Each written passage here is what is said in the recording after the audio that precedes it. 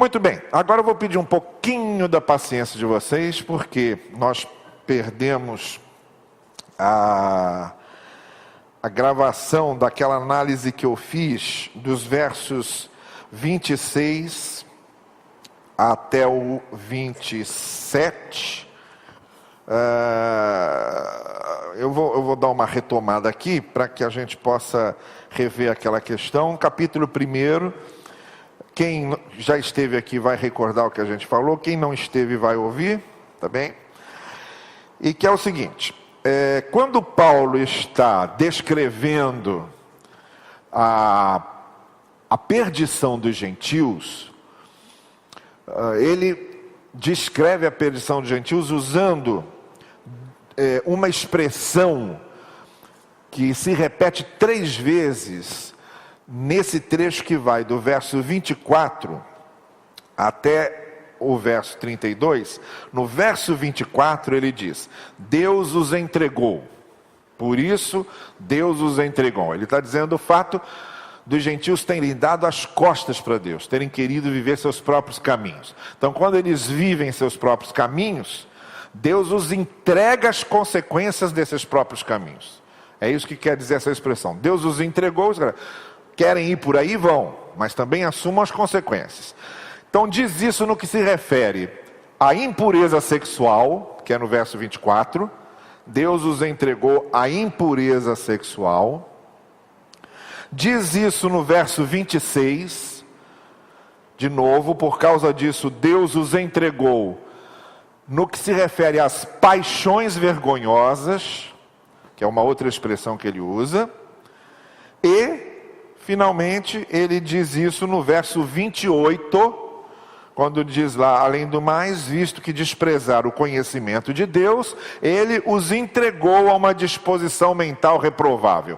Disposição mental reprovável é a outra expressão que Paulo usa. Então vejam, no primeiro momento, no verso 24, quando ele diz que Deus os entregou à impureza sexual, ele está falando da sexualidade ilegítima em todos os sentidos. A palavra aqui é porneia, da onde vem a palavra pornográfico. A palavra porneia no grego significa todo sexo fora dos padrões estabelecidos por Deus, que é para a realização sexual de homem e mulher. Então ele está falando no verso 24 dessa impureza sexual, dessa porneia, ou imoralidade sexual, como é traduzido em algumas outras versões. Ainda usa a expressão degradação dos corpos. Por quê? Porque a sexualidade foi feita por Deus para dignificar o prazer humano. Nós somos corpo, o corpo tem desejo, o desejo sexual satisfeito dá prazer para o corpo. Então tudo isso faz parte do plano de Deus. Deus que inventou o sexo. Só que com a queda, aquilo que era para ser elemento de um desfrutamento muito profundo, muito verdadeiro, muito completo, muito plenificante, se tornou o que ele chama aqui de impureza sexual, se tornou o que ele chama aqui de degradação do corpo. Isso porque Paulo está falando para os gentios, a cultura greco-romana, não é? Você tinha a cultura dos judeus, a cultura judaica, você tinha a cultura greco-romana. A cultura greco-romana sempre foi uma cultura de muita licenciosidade sexual, de ultrapassarem certos limites, não é? nessa pureza do sexo. Então é por isso que Paulo está dizendo que essa condição de impureza sexual, ela vem depois da queda. Dentro desse contexto de impureza sexual, então ele diz, Deus os entregou a isso aí. Então eles estão vivendo como pessoas insanas, não é? Metidos nas acrobacias sexuais mais reprováveis. E dentro disso ele faz uma menção específica ao que ele chama aqui de paixões vergonhosas no verso 26. Deus os entregou a paixões vergonhosas. O que seriam essas paixões vergonhosas? Algo que em vez de dignificar, envergonha. Aí ele descreve aqui, as mulheres trocaram suas relações sexuais naturais por outras contrárias à natureza. E, da mesma forma, os homens abandonaram as relações naturais com as mulheres e se inflamaram de paixão uns pelos outros. Começaram a cometer atos indecentes, homens com homens, e receberam em si mesmos o castigo merecido pela sua perversão. Então são palavras que, por mais que a gente tente enfeitar, elas significam o que significam, não tem como. Perversão é uma coisa que você corrompe, sabe, que você distorce o sentido dela, você entorta a coisa. Então Paulo está chamando esse tipo de relacionamento de um relacionamento pervertido, corrompido. Baseado em quê? Baseado no princípio. Qual é o padrão que Paulo tem na sua mentalidade de judeu? Quando um judeu pensava no padrão de relacionamento, ele pensava sempre no princípio. Quando vieram perguntar para Jesus sobre se um homem podia dispensar sua mulher por qualquer motivo, aí Jesus diz, olha, Moisés deu carta de divórcio para que isso não acontecesse. Queimou o arroz, manda a mulher embora. Esqueceu de passar a roupa, manda a mulher embora, né? E aí elas saíam por aí, não podiam casar de novo, porque não havia divórcio. Então, se não podiam casar de novo, iam viver do quê? Muitas se prostituíam. Então, para resolver esse problema social, Moisés criou a carta de divórcio, para que ela pudesse se casar de novo, ter um novo marido, e não ficasse desprovida de sustento.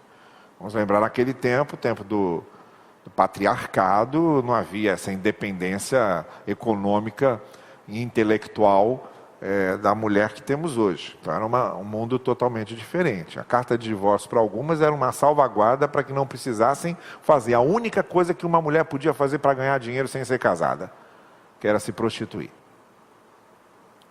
Ou as que não se casavam dependiam dos pais. Não havia essa ideia de uma profissão feminina. A profissão feminina normalmente era a prostituição. Então, para evitar esse mal social de Jesus, Moisés criou a carta do divórcio. Aí Jesus diz, mas onde não era assim? No princípio não era assim. Porque quando Deus criou o homem e a mulher, foi para que eles se respeitassem, para que eles vivessem em harmonia, e não para que o homem dispensasse sua mulher por qualquer motivo. É isso que Jesus está dizendo. Então, qual é o padrão de Jesus? É o princípio, é o Gênese. É aquele padrão. Paulo, como bom judeu que era, também usa o mesmo padrão. Com o que é que Paulo está comparando aqui? Ele chama de perversão, mas perversão comparado com o quê? Na cultura greco-romana não é perversão, porque para eles é muito normal. É comparado com o quê? Comparado com o princípio.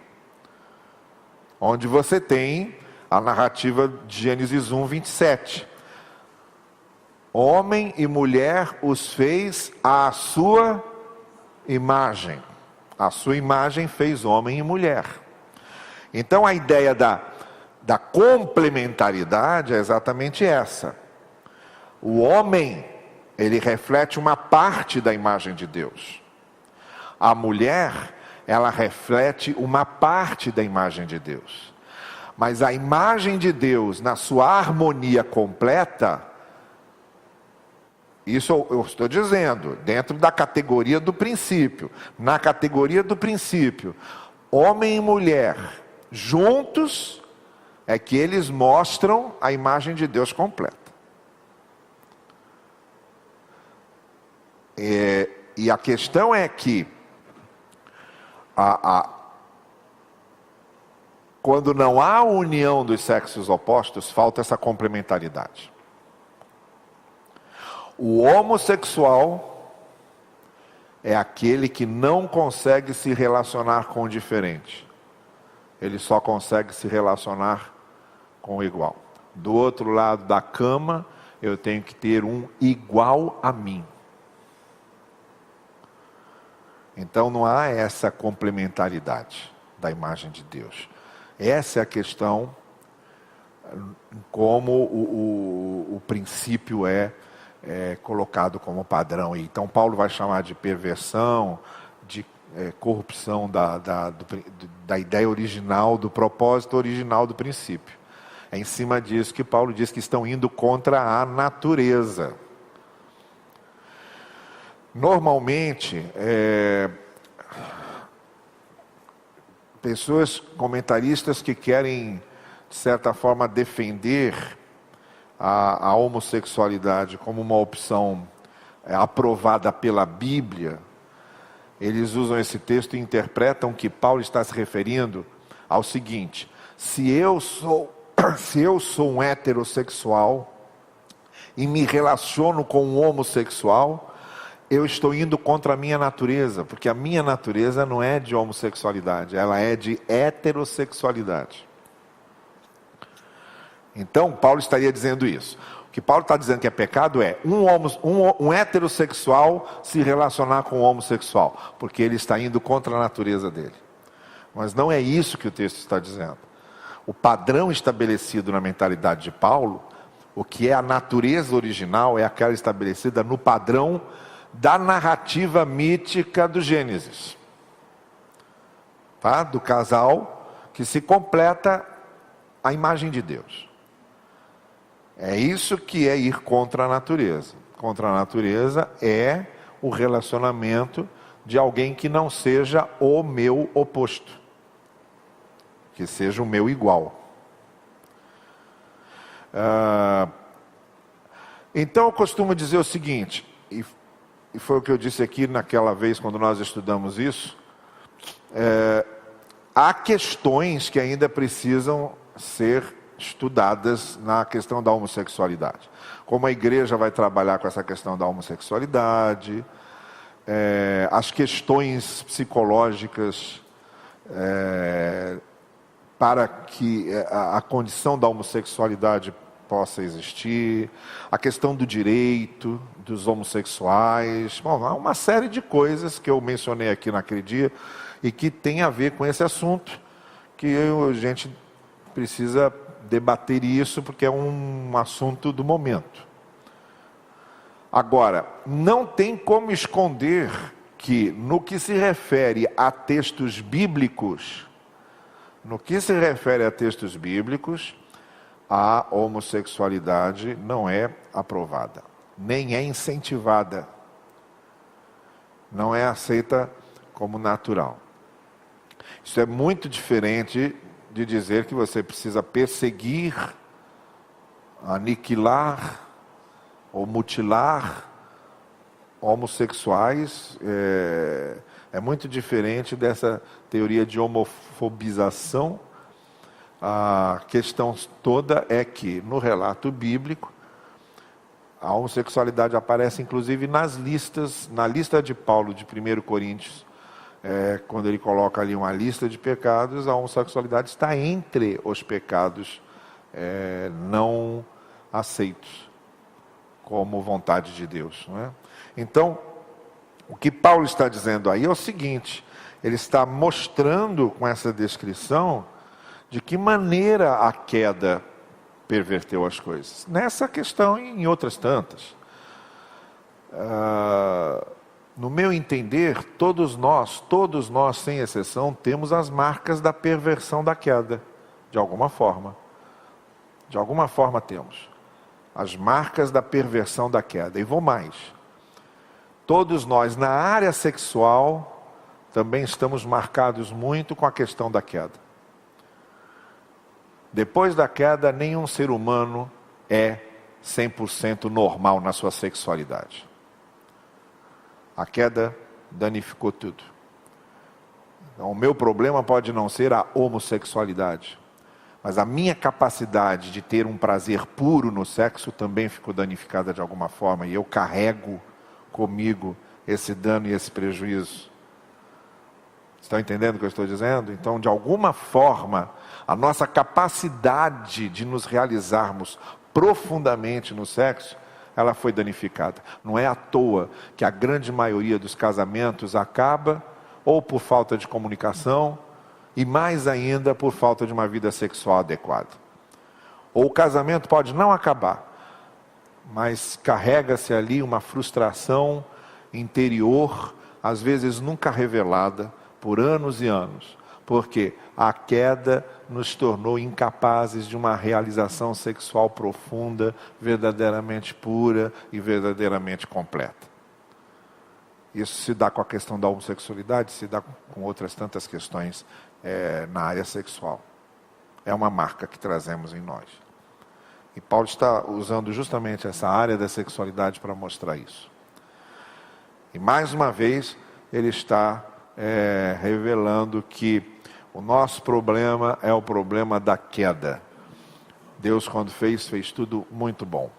Mas, quando a queda veio, estragou tudo. Mais um motivo porque nós precisamos da graça de Deus, onde há restauração. A graça de Deus restaura aquilo que a queda estragou. É o que eu vivo dizendo. Nós temos uma capacidade intrínseca em nós de estragarmos tudo de bom que Deus nos dá. Mas a graça tem o poder de consertar tudo que a gente estraga. E é exatamente isso que Paulo também está dizendo aí. Tá bem? Ok, então vamos encerrando. Diga.